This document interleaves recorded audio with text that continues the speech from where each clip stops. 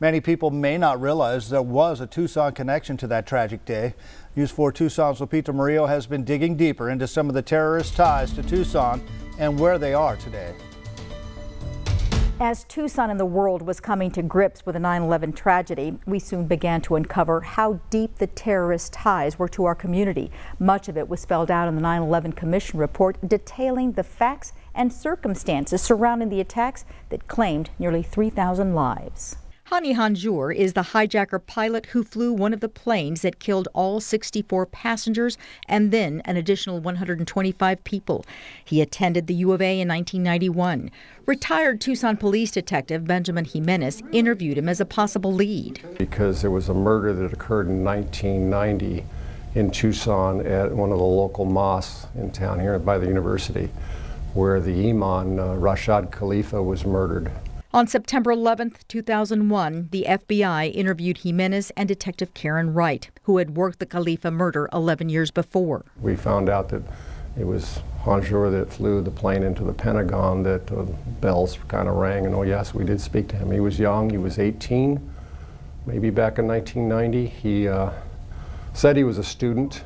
They were in disbelief. We were all shocked in a lot of ways that this had happened, and that we had a suspect that actually was here in town. Hanjour also lived in Mesa and took flight training in Scottsdale. He was killed in the attack.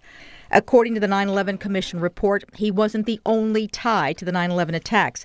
Mubarak al-Duri was a native of Iraq. He lived in Tucson in the late 1980s and, according to investigators, obtained weapons of mass destruction for Osama bin Laden. He's now reported to be in hiding in the Middle East. Wadi El-Haj was believed to be Osama bin Laden's top aide and personal assistant. Investigators say evidence showed he helped a man who was conducting surveillance on Rashad Khalifa, the case Jimenez and Wright worked on. Khalifa was assassinated in Tucson in 1990 at a mosque near the University of Arizona campus. El-Haj worked for the city of Tucson Parks and Recreation Department for 6 months in 1988. In 1993, he reportedly bought a T-39 aircraft like this one from a businessman who purchased a fleet of them from the boneyard at Davis-Monthan.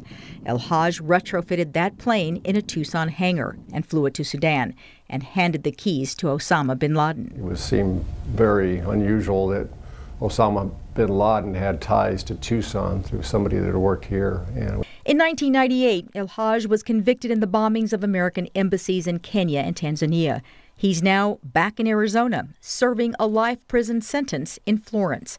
18 years after the 9/11 attacks, the question remains, are we really safer? I believe in a lot of ways we are, but I believe in a lot of ways we don't know. And there are things that the government can't reveal to us when it comes to terrorism because they have to do their job. Digging deeper, Lupita Murillo, News 4 Tucson.